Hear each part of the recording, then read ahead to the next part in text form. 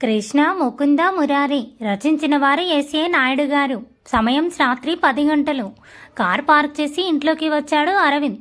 ఏరా నాన్న, ఎక్కడికెళ్ళావు? ఇంత ఆలస్యమైంది. సరేరా, భోజనం వడ్డించేస్తాను అంది శ్రీదేవి డైనింగ్ టేబుల్ దగ్గర గిన్నెలు సర్దుతూ. వీళ్ళంతా ఎక్కడా? ఎవరూ కనిపించట్లేదు అన్నాడు అరవింద్ చుట్టూ చూస్తూ. అందరూ తినేశారు, నువ్వొక్కడివే మిగిలావు. త్వరగా రా అంది శ్రీదేవి. నేను ఫ్రెష్ అయి వస్తాను, ఈలోగా నువ్వు భోజనం పెట్టేసి ఉంచు అంటూ తన రూమ్కి వెళ్ళిపోయాడు అరవింద్. తను లేని టైంలో ఎవరో తన గదికి వచ్చినట్టు అనుమానం కలిగింది అరవింద్కి. చుట్టూ పరిశీలనగా గమనిస్తున్నా తనకు వాష్రూంలో వాటర్ పైప్ లీక్ అవుతున్న శబ్దం వినిపించడంతో క్లారిటీ వచ్చింది. కోపంగా తిరిగి తల్లి దగ్గరికి వెళ్ళాడు. అమ్మా, నీకెన్నిసార్లు చెప్పాను ఎవరు పడితే వాళ్ళని నా రూమ్కి పంపించొద్దని అని అడిగాడు అరవింద్ కోపంగా. నీ రూమ్కి నేనెవరిని పంపించాన్రా అని అడిగింది శ్రీదేవి అర్థం కాక. బాత్రూంలో ట్యాప్ సరిగా ఆఫ్ చేయలేదు, కిటికీ కర్టన్స్ కూడా ఓపెన్ చేసి ఉన్నాయి. ఎవరూ వెళ్లకుండా అవన్నీ వాటంతటవే జరిగిపోయాయా అని అడిగాడు అరవింద్ కోపంగా చూస్తూ. ఓహో, మధ్యాహ్నం శ్రీ మరియు అల్లుడు గారు వీడి రూమ్లో రెస్ట్ తీసుకున్నారా అనుకుంది శ్రీదేవి ఆలోచిస్తూ. అడిగితే మాట్లాడకుండా ఆలోచిస్తావేంటి? అసలు నా రూమ్లో స్టే చేసేంత వీఐపీలు ఎవరొచ్చారు మన ఇంటికి అని అడిగాడు అరవింద్ సీరియస్గా.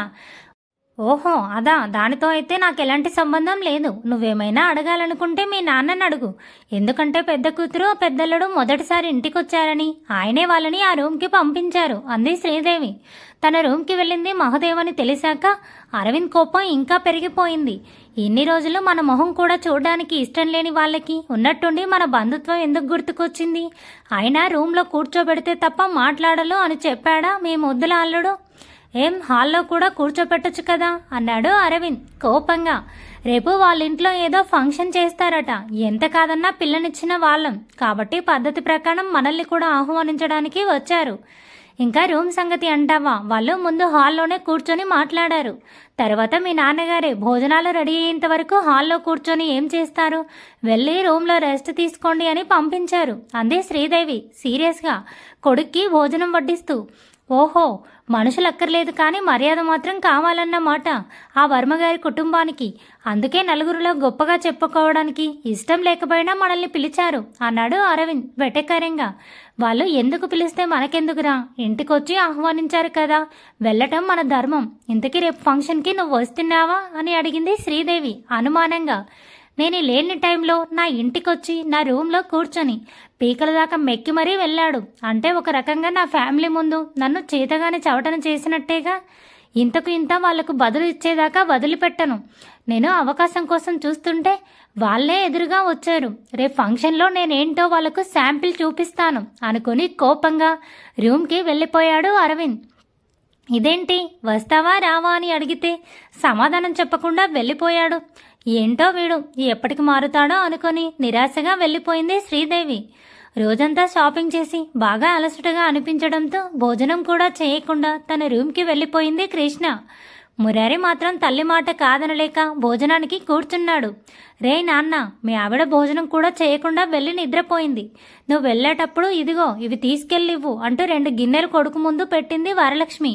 ఏంటమ్మా అవి అని అడిగాడు మురారి అర్థం కాక.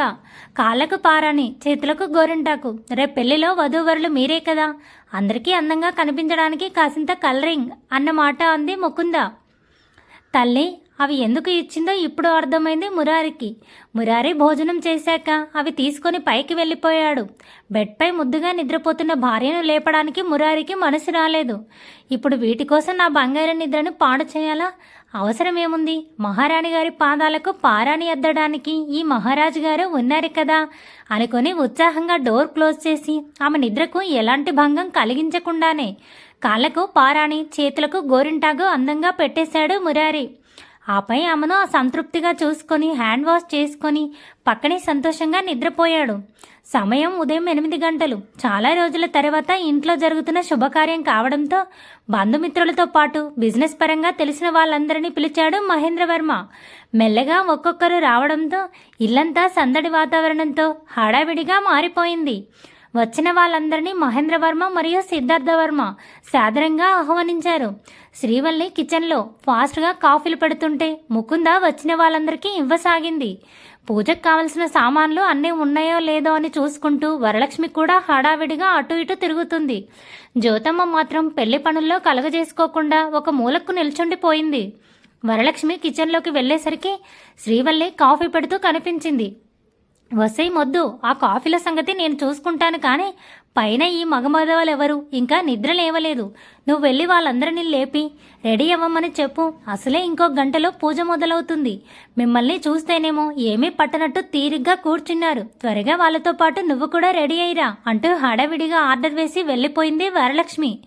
శ్రీవల్లి నవ్వుకుంటూ కాఫీలు పట్టుకుని పైకి తీసుకెళ్ళింది. మొదటి రూమ్ తమదే అయినా భర్త కంటే ముందు మురారి వాళ్ళని నిద్రలేపాలని వాళ్ళ రూమ్ వైపు వెళ్ళింది. డోర్ తెరిచి చూస్తే అద్దం ముందు తడి జుట్టు ఆరపెట్టుకుంటూ రెడీ అవుతుంది కృష్ణ. కాఫీలతో వచ్చిన శ్రీవల్లిని చూసి గుడ్ మార్నింగ్ అక్క అంది కృష్ణ చిరునవ్వుతో. గుడ్ మార్నింగ్ సంగతి తర్వాత, అసలు టైం ఎంతైందో చూసావా?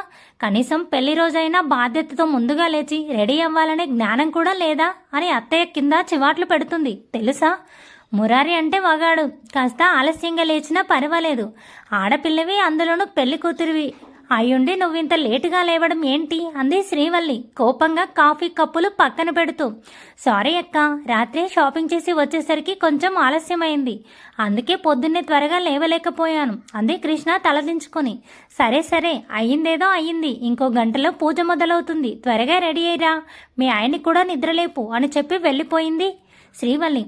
అక్క ఒక్క నిమిషం, నాకు ఇవన్నీ ఎవరు పెట్టారు? రాత్రి నేను పెట్టుకోలేదు, కానీ పొద్దున్నే లేచి చూసేసరికి ఉన్నాయని అడిగింది కృష్ణ తన కాళ్ళు చేతులు చూపిస్తూ. రాత్రి ఇవి నీ రూమ్కి మురారి తీసుకొచ్చాడు, బహుశా నిన్ను నిద్రలేపడం ఇష్టం లేక తనే పెట్టేశాడేమో అని చెప్పి అక్కడి నుంచి వెళ్ళిపోయింది శ్రీవల్లి. తను అందంగా అలంకరించింది తన భర్తే అని అన్న విషయం తెలిసాక కృష్ణ ఒక్కసారిగా అతని వైపు చూసింది. పసిపిల్లాడిలా నిద్రలోనే చిరునవ్వుతో ఉన్న మురారిని చూడగానే మనసంతా తెలియని హాయి నిండిపోయింది కృష్ణకి. తను తల తుడుచుకున్న తడి టవల్ను అతనిపై విసిరేసరికి దాని ద్వారా కొన్ని నీటి తుంపర్లు ఎగిరి మురారి మొహంపై పడ్డాయి. చిరాగ్గా లేచిన మురారి పట్టు చీరలో చిరునవ్వుతో చూస్తున్న కృష్ణ కనిపించడంతో ఆవలిస్తూ కళ్ళు నులుముకున్నాడు. ఏంటి బంగారం, అప్పుడే రెడీ అయిపోయావా అన్నాడు మురారి చిరునవ్వుతో. అవును, కానీ ముందు ఇవి ఎలా ఉన్నాయో చూడు అంటూ తన చేతులు మరియు పాదాలు చూపించింది కృష్ణ. తెల్లని చేతులు ఎర్రగా పడిన మందారంలా మెరిసిపోతుంటే పట్టీల కింద పాదాలపై పెట్టిన పారాని మరింత ముద్దుగా కనిపించింది. ఆహా బంగారం, అదిరిపోయావు, చూస్తుంటే రాత్రికి ఫస్ట్ నైట్ వాయిదా వేయడం కష్టమేమో అనిపిస్తుంది అన్నాడు మురారి ఆమెను దగ్గరికి లాక్కుంటూ. మురారి, నాకు బాగా ఆకలిస్తుంది అంటూ పొట్టపై చేయి పెట్టుకుని ముద్దుగా అడిగింది కృష్ణ. నీకు అప్పుడే చెప్పాను కదా ఏదైనా తిని వెళ్దామని, నువ్వే వద్దన్నావు. ఇప్పుడు చూడు, రాత్రి తినలేదు, ఇప్పుడు ఆకలేసినా పూజ పెళ్లి పూర్తయ్యేంత వరకు తినే అవకాశం లేదు అని అన్నాడు మురారి భార్య బుగ్గపై ముద్దు పెట్టి. అంటే మధ్యాహ్నం వరకు నేను ఇలా ఆకలితో ఉండాల్సిందేనా? కళ్ళు తిరిగి పడిపోతేనేమో అంది కృష్ణ భయంగా. అంత సీన్ లేదు, నేనుండగా నా బంగారాన్ని ఆకలితో ఎలా ఉండనిస్తాను? అక్కడ కబోర్డ్లో యాపిల్స్ ఉంటాయి, కావలసినన్ని తినేసాయి అన్నాడు మురారి చిరునవ్వుతో. నిజంగా నా కోసం ముందుగానే ఆలోచించి యాపిల్స్ తీసుకొచ్చావా? థ్యాంక్ యూ శ్రీవారు, థ్యాంక్ యూ సో మచ్ అంటూ ఉత్సాహంగా భర్తకు ముద్దు పెట్టేసి పారిపోయింది కృష్ణ. మురారి కూడా సంతోషంగా రెడీ అవ్వడానికి వెళ్ళిపోయాడు. ఇంట్లో హడావిడిగా ఉండటం వల్ల కాబోలు ఆ శబ్దాలకు తన గదిలో నిద్రపోతున్న అర్జున్కి మెలకువ వచ్చేసింది. పొద్దున్నే ఏంటి గోలా అని ఆవలిస్తూ చిరాగ్గా అనుకున్న అర్జున్కి సడన్గా ఈరోజు అన్నయ్యల రిసెప్షన్ ఫంక్షన్ గుర్తుకొచ్చింది. వెంటనే ఒక్క ఉదుటన బెడ్ దిగి రూమ్ నుంచి బయటకు వచ్చి కింద హాల్లో ఉన్న వాళ్ళని చూశాడు. ఆల్మోస్ట్ ఇల్లంతా ఇసుక వేస్తే రాలనంత మంది జనంతో నిండిపోయింది. వామ్మో, బయట వాళ్ళంతా ఇంత ఫాస్ట్గా ఉంటే ఇంట్లో మనిషిగా అన్ని చూసుకోవాల్సిన నేను ఇంత బద్ధకంగా నిద్రపోతున్నానేంటి అని తనను తాను తిట్టుకుని రూమ్కి వెళ్ళబోయిన అర్జున్కి ఒక మూలన రామ్మూర్తి మరియు శ్రీదేవి నిలబడి కనిపించారు. వెంటనే తన కళ్ళు తెలియకుండానే అమూల్య కోసం వెతకసాగాయి. కానీ ఆమె ఎక్కడా కనిపించలేదు. ఇదేంటి, వాళ్ళ అమ్మా నాన్న వచ్చారు కదా, అమూల్య ఎందుకు రాలేదు అనుకుని ఆమెకి కాల్ చేశాడు. రూమ్లో ఫంక్షన్కి రెడీ అవుతున్న అమూల్య మోగుతున్న ఫోన్లో అర్జున్ పేరు చూసి విసుగ్గానే లిఫ్ట్ చేసింది. హలో చెప్పు అంది అమూల్య సీరియస్గా. ఓసే, ఫంక్షన్కి మీ మమ్మీ డాడీ మాత్రమే వచ్చారేంటి, నువ్వు రావట్లేదా అని అడిగాడు అర్జున్ అనుమానంగా. రే, నేనేమీ నీలాగా మగాన్ని కాదు కదా, అనుకోగానే ప్యాంటు షర్టు వేసుకుని వచ్చేయడానికి అమ్మాయిలు రెడీ అవ్వడానికి కొంచెం టైం పడుతుంది, ఇంకో 10 నిమిషాల్లో వస్తాను పెట్టే అంది అమూల్య చిరాగ్గా. ఆమె వస్తుంది అని వినగానే అర్జున్ మనసుకి కాస్త ఆనందంగా అనిపించింది. ఎలాగో వస్తున్నావు కదా, నేను నీ పుట్టినరోజుకు కొనిచ్చిన కొత్త శారీ కట్టుకుని రావచ్చుగా అని అడిగాడు అర్జున్ ఆశగా. పెళ్లి జరిగేది మా అక్కకి బాసు, నాకు కాదు. అయినా నాకు ఎలా నచ్చితే అలా రెడీ అవుతాను. మధ్యలో నీ బోడి సలహాలేంటి అంది అమూల్య కోపంగా. ప్లీజ్ అమ్ము, అలా మాట్లాడకు, నాకు అస్సలు నచ్చట్లేదు. నువ్వు శారీలో చాలా బాగుంటావే, అందుకే కట్టుకోమంటున్నాను అన్నాడు అర్జున్. సరే అలాగే వస్తాను అంటూ ఫోన్ కట్ చేసింది అమూల్య. వీడికి నేను అక్కర్లేదు, కానీ నా అందంపై ఫ్యాంటసీస్ మాత్రం కావాలి అనుకుని కోపంగా తను వేసుకున్న హాఫ్ శారీ తీసేసి అర్జున్ ఇచ్చిన శారీ తీసుకొని కట్టుకుంది అమూల్య. లాభం లేదు, ఏదో విషయంలో ఇది బాగా హర్ట్ అయినట్టుంది. అదేంటో అసలు దాని మనసులో ఏముందో తెలుసుకుంటే తప్ప ఈ ప్రాబ్లంకి సొల్యూషన్ దొరకదు అనుకున్నాడు అర్జున్. కాసేపటికి పంతులు గారు వచ్చి పూజ కోసం చేసిన ఏర్పాట్లన్నీ గమనించారు. అయ్యా, అన్నీ సిద్ధంగానే ఉన్నాయి. ఇకపోతే ముత్తైదవులు ముందుకొచ్చి ఈ నల్ల పూసల్ని దండగా గుచ్చండి. అలాగే వధూవరులను కూడా పిలిస్తే పూజ మొదలు పెట్టొచ్చు అన్నారు పంతులు గారు. దాంతో అక్కడున్న వాళ్ళందరి చూపు మండపం వైపు తిరిగింది. ఏమోయ్ వరం, పిల్లల్ని నేను పిలుచుకొస్తాను, కానీ మీరు నల్లపూసల సంగతి చూడండి అని చెప్పి పైకి వెళ్ళాడు మహేంద్రవర్మ. వరలక్ష్మితో పాటు మరికొంతమంది ముత్తైదువులు ముందుకొచ్చారు. అయితే వారిలో శ్రీదేవి కనిపించకపోవడంతో చుట్టూ గమనించింది జ్యోతి. ఏమీ కాని వాళ్ళలా ఒక దగ్గర నిల్చున్న రామ్మూర్తి మరియు శ్రీదేవిని చూసి దగ్గరికి వెళ్ళింది. ఇదేంటండి, మీరు పరాయి వాళ్ళలా పక్కన నిల్చున్నారు, వెళ్ళి నల్లపూసలు గుచ్చడంలో సహాయం చేయండి అంది జ్యోతి. అయ్యో పర్వాలేదులేండి, అందరూ ఉన్నారు కదా, వాళ్ళు చేస్తారులే అంది శ్రీదేవి కంగారుగా.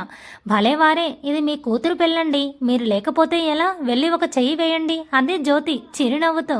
శ్రీదేవి భయంగా భర్త వైపు చూసింది. పర్వాలేదు వెళ్ళు అన్నట్టుగా రామ్మూర్తి సైగ చేయడంతో కాస్త ధైర్యం తెచ్చుకొని మెల్లగా నల్లపూసలు గుచ్చడానికి వెళ్ళింది శ్రీదేవి. పట్టుబట్టల్లో రెడీ అయిన మహాదేవ్ అద్దం ముందు అలంకరించుకుంటున్న భార్యను పిలిచాడు.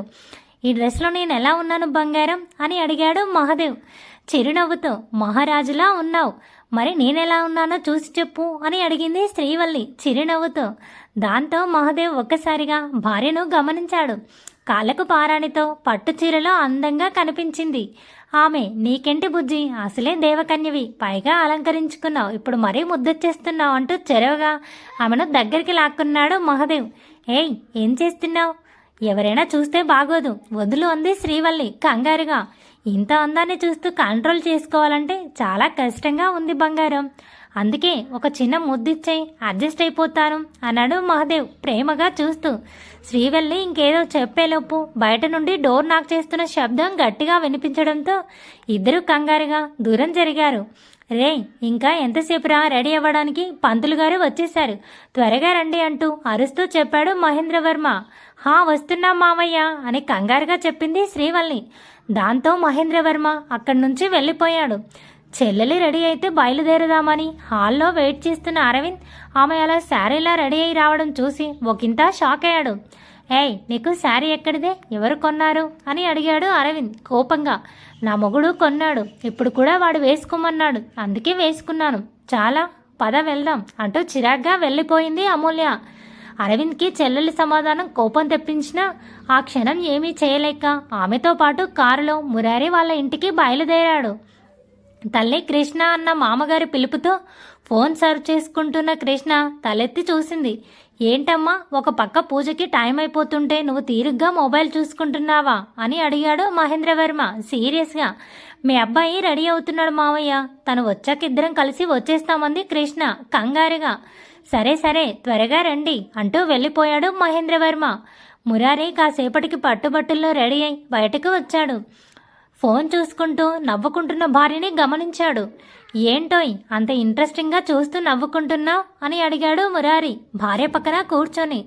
నువ్వు వచ్చేలోపు టైం పాస్ అవుతుందని ఇంట్లో ఇల్లాలో వంటింట్లో ప్రియురాలని మూవీ క్లైమాక్స్ సీను చూస్తున్నాను, చాలా బాగుంది అంది కృష్ణ ఫోన్ క్లోజ్ చేస్తూ. బంగారం, నిన్నొక మాట అడుగుతాను, తప్పుగా అనుకోవద్దు అన్నాడు మురారి సీరియస్గా. అడుగు మురారి, పర్వాలేదంది కృష్ణ. ఏం లేదు, సపోజ్ మన లైఫ్లో కూడా అలాంటి ఒక సిచ్యువేషన్ వస్తే, అంటే మన ఇద్దరి మధ్య కూడా ఇంకొక అమ్మాయిని తీసుకురావాల్సి వస్తే నువ్వేం చేస్తావు అని అడిగాడు మురారి సూటిగా చూస్తూ. నేను సౌందర్యంతో కఠినంగా ఆలోచించను. చాలా సింపుల్గా నేను నా అమ్మాయికే వదిలేసి నేనే మీ ఇద్దరికి దూరంగా వెళ్ళిపోతాను అంతే అందే కృష్ణ సీరియస్గా. దూరంగా వెళ్ళిపోతాను అన్న మాట భార్య నుంచి వినగానే కృష్ణ గతుక్కుమన్నాడు. బంగారం, అంత మాట అనకు. కలలో కూడా నువ్వు లేని జీవితం నేను ఊహించుకోలేను. పొరపాటున కూడా నన్ను వదిలి వెళ్ళిపోతానని మాత్రం చెప్పకు. నేను తట్టుకోలేను అన్నాడు మురారి కంగారుగా భార్య చెయ్యి పట్టుకొని.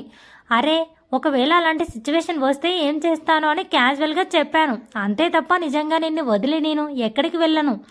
అయినా ఏదో నువ్వు అడగాలని అడిగావు, కానీ మన మధ్య అలాంటి సిచ్యువేషన్ ఎందుకు వస్తుంది? నా భర్త అల్లరిలో శ్రీకృష్ణుడు కావచ్చు, కానీ గుణంలో మాత్రం శ్రీరాముడు. తన జీవితంలో నాకు తప్ప ఇంకొకరికి స్నానం ఇవ్వడు అంటూ అతని బుగ్గలు లాగి చిరునవ్వుతో బయటికి వెళ్ళిపోయింది కృష్ణ. దేవుడా, నా భార్య చెప్పినట్టు మా మధ్యకు మరో మనిషి రాకుండా నువ్వే చూసుకోవాలి. ఎందుకంటే నా బంగారం నాకు పక్కన లేకపోతే ఎవరితో ఉన్నా నేను సంతోషంగా ఉండలేను అని కంగారుగా దేవుడికి మొక్కుకొని భార్య వెంట నడిచాడు Murari. Thanks for watching. Please subscribe my channel for more videos.